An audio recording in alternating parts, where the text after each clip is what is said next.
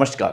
पत्रकारों के द्वारा सवाल पूछा गया हनुमान बेनीवाल को कि नवजोत कौर सिद्धू ये कह रही है, जो सिद्धू जो कॉमेडियन शो कपिल शर्मा के शो में आते हैं, क्रिकेटर हैं, उन नवजोत कौर सिद्धू ये कह रही है कि भाई हरीश चौधरी जो हैं वो बहुत गड़बड़ी कर रहे हैं। पहले आप ये बयान सुनिए, आपको बता रहे हैं। सर, नवजोत कौर सिद्धू ये कह रही है कि रंधावा ने पैसे लेकर टिकट बांटे कांग्रेस में। सीधा सीधा आरोप लगा है रंधावा पर। वो इसलिए आरोप लगाया कि हरीश जी पंजाब से जो लूट खसोट करके लाए थे ना, पंजाब से जो हरीश चौधरी जी ले आए थे पैसा, तो रंधावा जी वापस ले जा रहे हैं पंजाब का हिस्सा। ये आपस में एमओयू हुआ है इनके बीच। ये देखिए आप हनुमान बेनीवाल ने क्या कहा। हनुमान बेनीवाल ने यह कहा कि जो रंधावा आए थे वो भी टिकट बांटने के नाम पर जबरदस्त पैसा ले गया है, तो अब वो वापस लाने का काम करें तो इनके बीच में सेटिंग हो रखी है, इनके बीच में जबरदस्त बातें हो रखी है। हनुमान बेनीवाल का ये बयान है जो पहले भी एक बार आया था। हनुमान बेनीवाल ने ये कहा था कि ये प्रभारी जो बनाए जाते हैं ये प्रभारी ऐसे ही नहीं है, ये प्रभारी बनते हैं तो यूं समझे कि इनके पास एमएलए से ज्यादा पावर होती है। ये हम समझने का प्रयास करेंगे कि हनुमान बेनीवाल या राजेंद्र गुड़ा जो भी कोई बात बोलते हैं तो वो बात आज नहीं तो कल साबित होगी। आगे चल करके इस बातों को तस्दीक भी दी जाएगी, तवज्जो भी दिया जाएगा कि यार हनुमान बेनीवाल उस वक्त जो कह रहे थे वो ठीक कह रहे थे। लेकिन हनुमान बेनीवाल का ये बयान हैरान करने वाला है कि क्या प्रभारी जो बनाए जाते हैं वो प्रभारी, जैसे रंधावा जी को प्रभारी बनाया गया, वो राजस्थान में आए और वो एक पर्यवेक्षक के रूप में काम कर रहे हैं।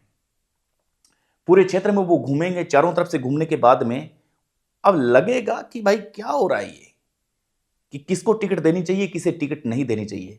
लेकिन जो पैसे का गेम है वो गेम जबरदस्त है। जैसे कि अभी हर पार्टी में जैसा होता है, एक कार्यकर्ता ने मुझे बताया था कि यार मैं चुनाव लड़ा था और चुनाव लड़ा था तो मुझे लाखों रुपए हैं जो पार्टी को देना पड़ा था। उन्होंने बताया कि आप मेरा नाम उजागर मत करना वरना मेरी राजनीति खत्म हो जाएगी, तो हम इसलिए नाम नहीं बता रहे हैं। लेकिन इस बात से तो आप भी डिनाई नहीं करेंगे कि अगर किसी को टिकट लानी है तो पार्टी को फंड तो देना पड़ेगा। लेकिन पार्टी को फंड दें वो अलग बात है, लेकिन टिकट किसे दें?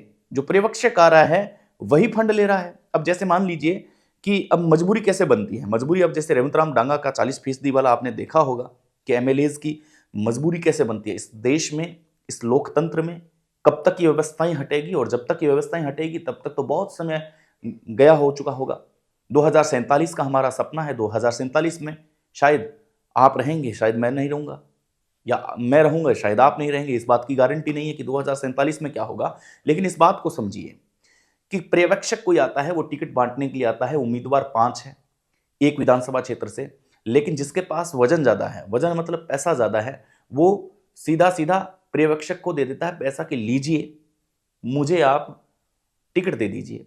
तो इस प्रकार से कितनी विधानसभा क्षेत्र होगी बताइए आप, पूरे राजस्थान के अंदर कितनी विधानसभा क्षेत्र होगी? तो जो पर्यवेक्षक बन के आ रहा है वो तो मालामाल हो रहा है भाई। न उससे ये पूछा जा रहा है पार्टी की ओर से कि आपने क्या किया, क्योंकि वो टिकट दे रहे हैं। अब टिकट जो ले रहा है वो व्यक्ति तो कभी ये बोलेगा नहीं कि मैंने इस बंदे को पैसा दिया, तो जो पर्यवेक्षक बन के आया था। तो जैसे मान लीजिए कि ए ने बी को 50 लाख रुपए दे दिए कि यार ठीक है 50 लाख रुपए लीजिए आप, मुझे टिकट चाहिए, मैं चुनाव लड़ना चाहता हूं। अब उसे टिकट मिल गई और इत्तेफाक से वो जीत भी गया। धन्यवाद बोलेंगे कि धन्यवाद साहब, आपने मुझे टिकट दी, मैं आज चुनाव जीत गया हूं। बी बोलेगा थैंक यू भाई, बेस्ट ऑफ लक, आप काम कीजिए। लेकिन जब वो काम करेगा तो 50 लाख यहां दिया, पार्टी को दिया 20 लाख, 70 लाख रुपए उसके यहां खर्च हो रहे हैं। फिर चुनाव के अंदर कितना खर्च हो रहा है ये आप सोचिए। आप कम से कम ये पूरा चुनाव है जो 5-7 करोड़ में पड़ रहा है, ये बहुत कम राशि हम बता रहे हैं।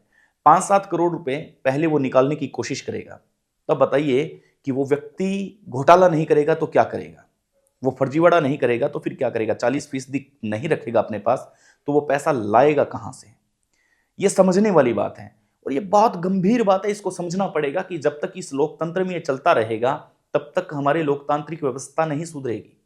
हम कोशिश तो करते हैं कि यार चलिए लोकतंत्र में भ्रष्ट न हो, ये न हो। आज कोई भी अधिकारी है, अब कोई अधिकारी है जो एक कोने में है, उस अधिकारी को एक सेफ जोन में आना है तो वो कहेगा कि नेताजी को कहेगा कि हमारी डिजायर लगा दीजिए, मैं वहां आना चाहता हूं, वहां पोस्ट पे रहना चाहता हूं, काम करना चाहता हूं, एसडीएम लगना चाहता हूं या तहसीलदार लगना चाहता हूं। तो भाई सीधा विधायक की ओर से बोला जाएगा कि ठीक है आप एसडीएम हैं, आप मुझे 10 लाख रुपए का एक पैकेट दे दीजिए, आपको मैं यहाँ नियुक्त कर देता हूँ। एसडीएम साहब ने 10 लाख रुपए दिए, वो आया, तो सबसे पहले एसडीएम साहब क्या करेंगे, 10 लाख रुपए कमाने की कोशिश करेंगे। ये जो ढर्रा है, ये जो ढांचा है, ये हमारी लोकतांत्रिक प्रणाली में बनता आया है। टिकट वितरण से लेकर के विधायक बनने के बाद, विधायक बनने से लेकर के सरकारी नियुक्तियां होने तक, ट्रांसफर तक, ये सब चीजें हैं जो चलती आ रही है। ये आम जनता का जो पैसा है यही कलेक्ट हो रहा है और यही इधर उधर घूम रहा है। लेकिन इन पर प्रश्न कोई नहीं उठाना चाहता, इस पर ये कोई नहीं कहना चाहता कि भाई कैसे है, इस व्यवस्था को कैसे चेंज करेंगे। 2047 में क्या हम जो रूस और चाइना की हम बराबरी कर लेंगे? क्या हम जापान और अमेरिका की बराबरी कर लेंगे? समझ से बाहर है। 2047 में कौन रहेगा? जो विजन बना रहा है वो जिंदा रहेगा? कौन जिंदा रहेगा? 2047 ही क्यों, आज देश को आजाद हुए 70 साल हो गए, भ्रष्टाचार के अंदर कितनी व्यवस्थाएं सुधरी है, इस पर कोई बात नहीं करना चाहता। चलिए आपको एक और तरीका समझाते हैं, छोटा सा तरीका है, आप समझने का प्रयास करेंगे कि मान लीजिए कि छोटा सा कोई भी कार्यक्रम है, जैसे एसआई भर्ती है या कोई और भर्ती है, या किसी कांस्टेबल को ही एक जगह से दूसरी जगह आना है, तो कम से कम भाई लाख रुपए 1 पेटी लगता है कि भाई हाँ वहाँ हो, चलिए ठीक है, आपको यहाँ आना है, चलिए 1 पेटी दे दीजिए, आप इस थाने में लगा दिए जाएंगे। तो कांस्टेबल है मात्र वो, तो कांस्टेबल आने के बाद में वो 1 पेटी 1 लाख रुपए कहाँ से निकालेगा? वहीं से निकालेगा। तो वहां से निकालेगा तो जनता का पैसा सीधा सीधा जा रहा है। तो कह रहे हैं कि ऊपर से लेकर के नीचे तक की कड़ी भ्रष्टाचार में लिप्त है, और जब तक इस लिप्तता को खत्म नहीं किया जाएगा ऊपर से, तब तक के लिए नीचे की कड़ी साफ सुथरी नहीं होने वाली, क्योंकि एक दूसरे से दबे हुए हैं, हर कोई कमीशन लेकर के अपनी मौज में घर पे बैठा हुआ है। चलिए एक नए विश्लेषण के साथ मिलेंगे, तब तक के लिए नमस्कार, जय हिंद।